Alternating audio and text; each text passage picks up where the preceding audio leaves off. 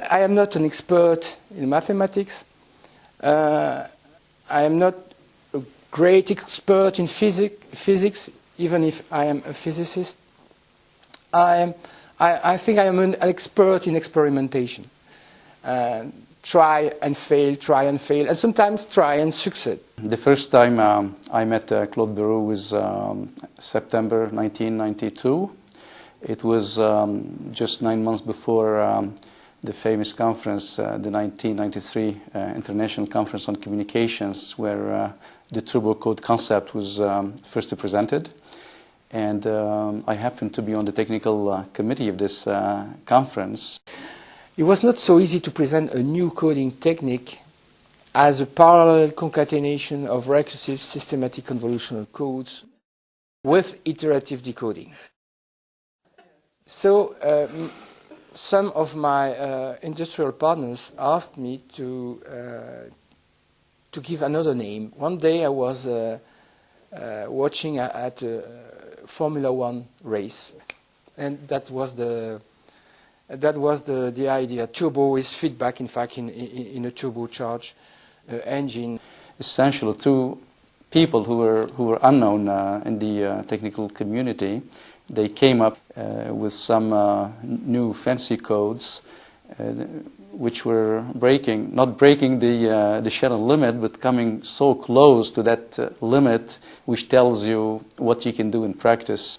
Claude Berrou and Alain Glavieux could take an old problem with a new point of view, completely out of the standards, and imagine that genius invention.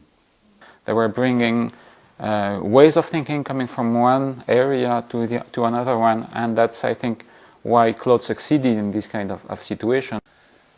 The discipline of Alain was digital communication and mathematics and probabilities.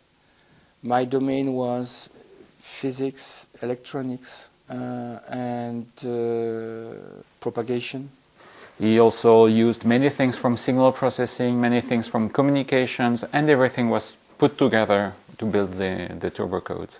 You could really feel in this crowd some curiosity, of course, because they were just wondering, what are those new codes? But also a lot of skepticism, especially skepticism was among big names, important people in communication theory, information theory.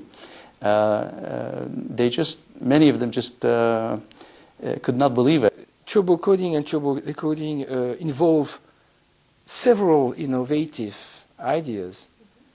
Some of them were simple to explain, but all of them giving the global result was not easy to explain. This is why, even if they ran simulations, that they were very confident that everything was okay, they really had to even build chips. I understand it was a new thing, but I could not imagine this rupture, this disruption that are going to come to result from this algorithm.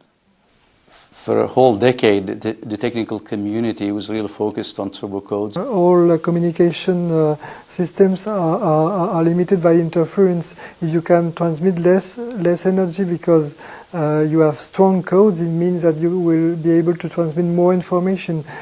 I worked a lot on satellite communications, and this is one of the applications I am most proud of. The standard allows people to use internet by satellite. It is very useful for people who are not in centralized regions with cables, DSL, and also a great commercial success, I've been told. Turbocodes are in many international standards.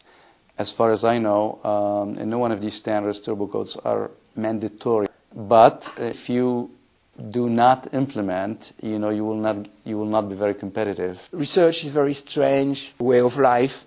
It's not a straight line. There are many turnings and many backward recursions. But sometimes, behind the jungle of equations, you find some light and a new window and some interesting idea.